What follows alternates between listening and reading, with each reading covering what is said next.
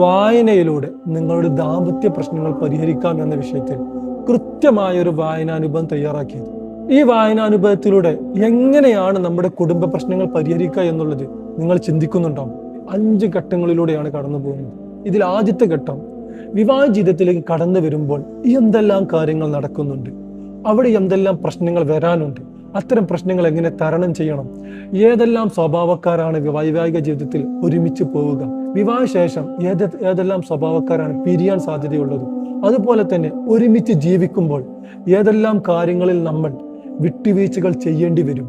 ഇത്തരം കാര്യങ്ങളെ കുറിച്ചാണ് നമ്മുടെ 1-ാം ഘട്ടത്തിൽ കടന്നു വരുന്നത്. 2-ാം ഘട്ടത്തിൽ കടന്നു വരുന്നത് എന്തെല്ലാം വിഷയങ്ങളിലാണ് ചർച്ചകൾ കുടുംബത്തിൽ വരാറുള്ളത്, അതുപോലെ തന്നെ പ്രണയം ഏതെല്ലാം രൂപത്തിലായിരിക്കും പിന്നീട് കാണുക, ഈ പ്രണയത്തിൽ വരുന്ന പ്രശ്നങ്ങളെ എങ്ങനെയാണ് കണ്ടെത്തേണ്ടത്, അതിനുള്ള സൊല്യൂഷൻ എങ്ങനെയായിരിക്കും, അതുപോലെ സാമ്പത്തിക ബുദ്ധിമുട്ടുകൾ കടന്നു വന്നാൽ എങ്ങനെ അത് തരണം ചെയ്യണം, അതിന് ഹസ്ബൻഡ് എന്തെല്ലാം കാര്യങ്ങൾ മുൻകൈ എടുക്കേണ്ടതുണ്ട്, ഭാര്യ ഏതെല്ലാം കാര്യത്തിൽ മുൻകൈ എടുക്കേണ്ടതുണ്ട്, ഇതിനെല്ലാം കൃത്യമായൊരു ധാരണ തരുന്നതാണ് നമ്മുടെ 2-ാം ഘട്ടം.